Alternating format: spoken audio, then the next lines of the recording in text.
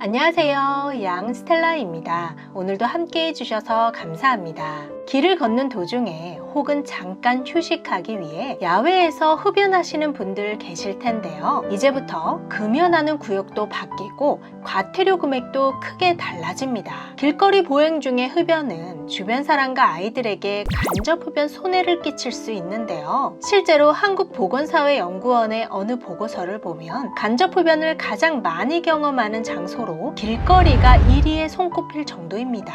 이때 담배 속 유해물질 피해를 주거나 엉뚱하게 튄 담뱃재로 화재가 발생하는 등의 피해가 생길 수 있는데요. 특히 성인이 담배를 든 높이가 어린이의 눈높이와 굉장히 비슷해 자칫하면 어린이에게 화상을 끼치는 피해를 주기도 합니다. 일본에서는 2001년 발생했던 보행 흡연으로 아동 실명 사건 이후에 대부분 지자체에서 길거리 흡연을 금지하고 있을 정도입니다.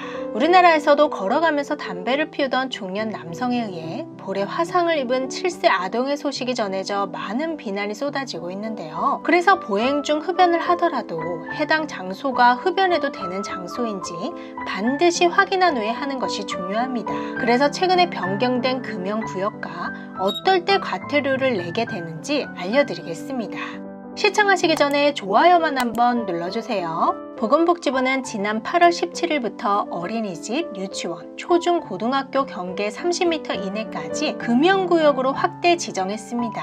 기존에는 어린이집, 유치원, 초중, 고등학교 10m 이내만 금연구역으로 지정되어 있어서 근방을 조금만 벗어나도 흡연이 합법적으로 가능했는데요. 지난해 8월 국민건강증진법을 개선해서 1년의 유예기간을 거친 후에 올해 8월부터는 어린이집과 유치원, 초등학교, 중학교, 고등학교 시설의 경계 30m 이내는 모두 금연구역입니다. 이를 적극 알리기 위해 보건복지부와 한국건강증진개발원은 금연구역에 대한 안내 포스터와 표지, 현수막 등의 홍보물을 설치했는데요. 만약 이를 어기고 어린이집, 유치원, 초중, 고교시설 경계선으로부터 30m 이내에서 흡연하게 되면 10만원 이하의 과태료 처분을 받을 수 있습니다.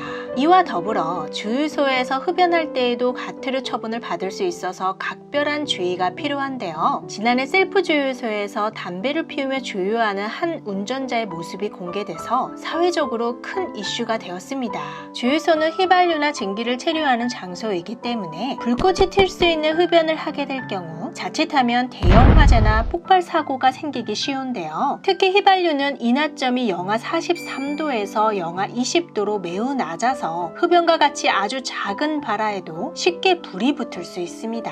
이에 주유소와 같이 위험물을 보관하고 사용하는 장소에서 반드시 금연해야 한다는 내용으로 지난 7월 31일 위험물 안전관리법을 개정하게 되었는데요. 기존 위험물 안전관리법 시행규칙은 명확한 규제 내용이 포함되어 있지 않았는데 이번 개정을 통해 위험물을 보관하고 있거나 사용하는 장소에서 흡연 금지라는 내용으로 명확하게 흡연 금지를 명시했다고 합니다.